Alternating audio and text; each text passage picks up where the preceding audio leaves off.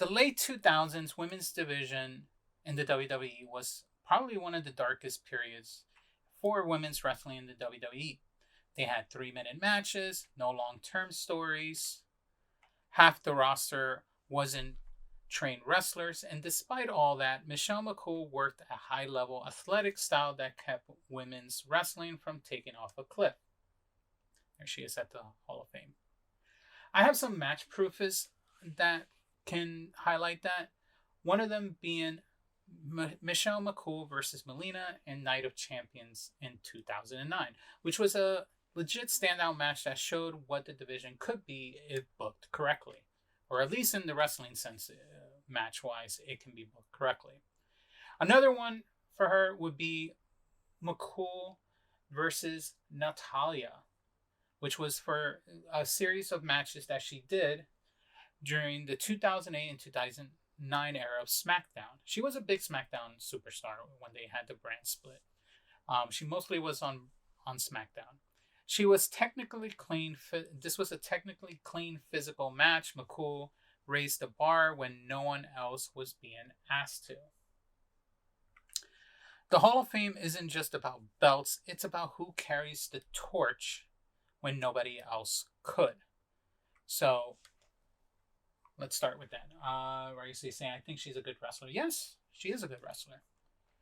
It's the booking that sucks in that era. How's it going, Cryptic Chaos? Good to see you. So Michelle McCool also was the first ever Divas champion, which was a major historical first, obviously because she was the first Divas champion. WWE trusted Michelle McCool for winning. She trusted Michelle McCool, not a model, not a celebrity signing, not a legacy name, her, to become the first Divas champion in 2008. She beats Natalia at the Great American Bash in 2008 to establish a new division and set the standard for a new title. Why is this Hall of Fame worthy? Being first matters sometimes. And also defining the identity of the championship is another. WWE built an entire era around her work because of it. That is why she deserved that Hall of Fame influence. She was one of the first dual women's champions too. Michelle McCool was able to. She held both the WWE Women's Championship and the WWE Divas Championship. Very few women in history have done that. This shows consistency, longevity, WWE again trusting in her, and an importance to the brand. This isn't Undertaker influence. This is a company confidence earned through her performance, her mic work, and beyond. Simple. She had both titles. Not many women did it at that time. They didn't even have a tag title at that time.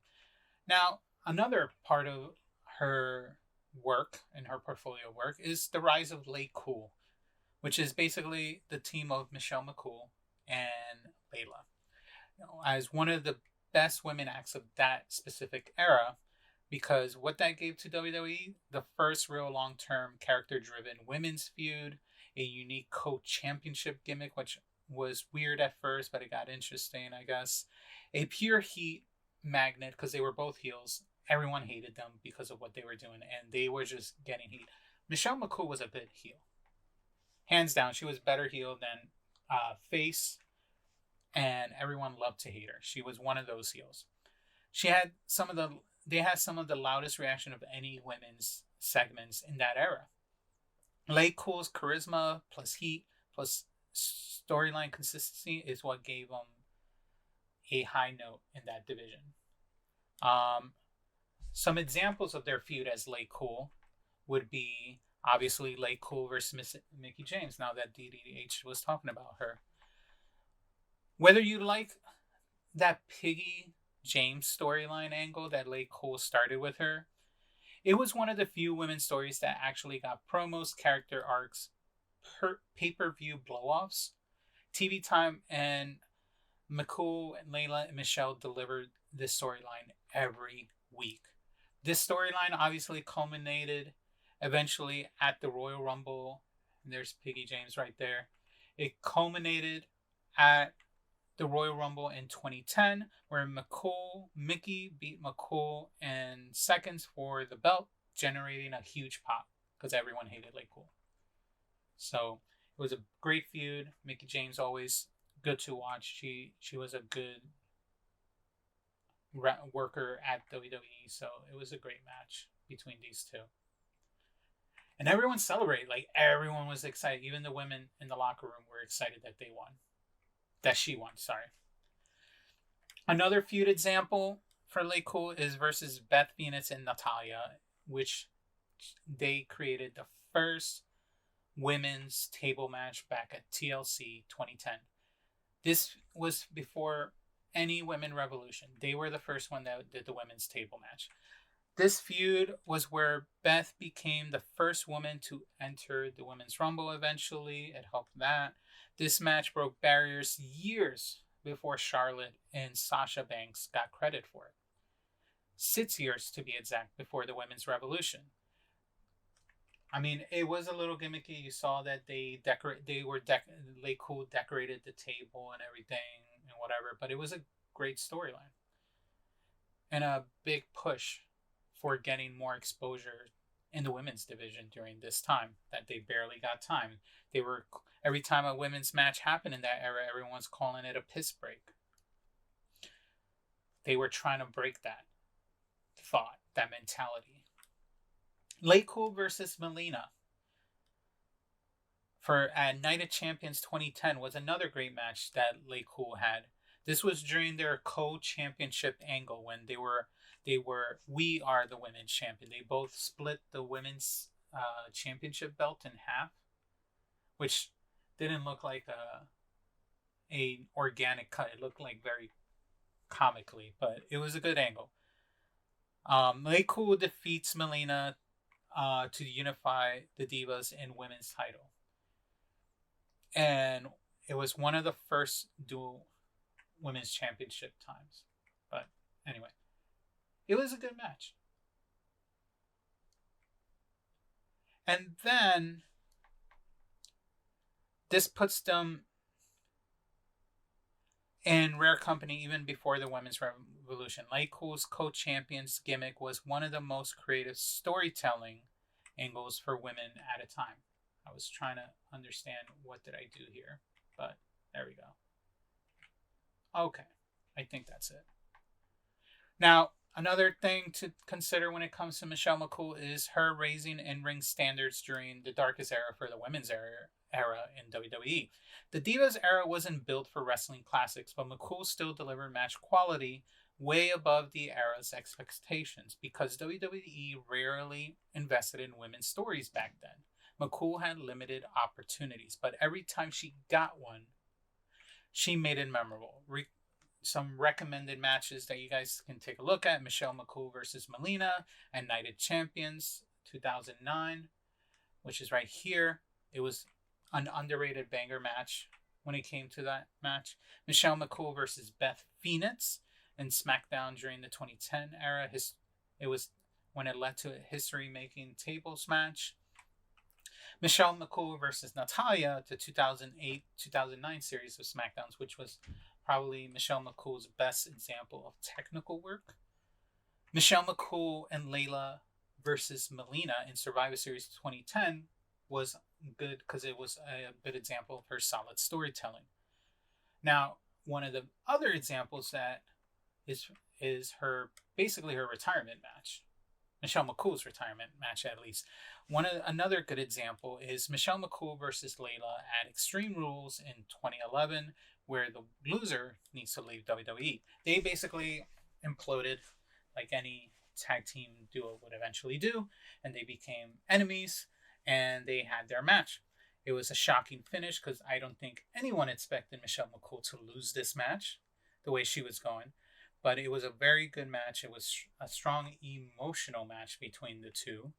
It was great character acting between the two. This was McCool's retirement feud, and it was one of the best emotional storylines of her career. One of the most emotional and underrated women's matches of all time when it comes to that era. These matches quietly laid the groundwork for the women's in-ring evolution that would come years later. This division transitioned from eye candy to athletes. You don't stumble in these roles because of who you're married to. These were earned because she was a centerpiece of that division at that time. Michelle McCool did a legacy that bridged between generations. Many stars from the women's revolution era have praised her. That includes Naomi, Charlotte Flair, Mercedes Moné, also known as Sasha Banks, and of course, Bayley. And because of the revolution, before the revolution could happen, someone had to keep the match quality respectable, showed WWE that athletic women wrestling could work in the WWE, and that they can hold the line until the next wave of talent arrive. And that someone was Michelle McCool. Now, when it comes to the Undertaker factor, it's irrelevant when you look at these receipts that I presented. Let's be clear, Michelle McCool built her career long before she ever married The Undertaker. Her accolades came from her performance, her reliability, WWE's repeated trust in her, her commitment to elevating the division, her work in front of and behind the scenes. A Hall of Famer career isn't about who you married. It's about what you accomplish and what Michelle McCool's resume is undeniable. So in conclusion, Michelle McCool's Hall of Fame is worthy because of Michelle McCool. From being the first ever Divas champion to elevating the division during its lowest points, to pioneering storyline depth to delivering history-making matches, Michelle McCool shaped WWE's women's wrestling when it needed leadership the most.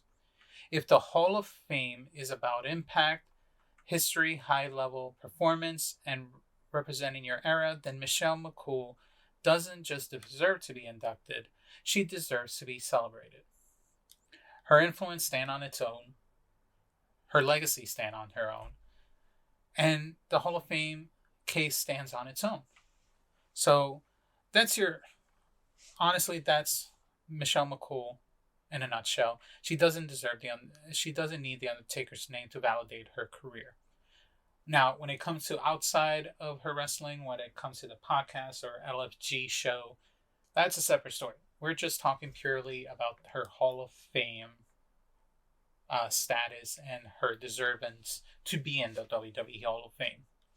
So when it comes to that, I think it's undeniable that the fans shouldn't be attacking her on her status in the Hall of Fame.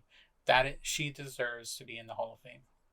So let me know your thoughts in the comment. If you liked it, hit the like, hit subscribe, and I'll see you on the next one. Thanks.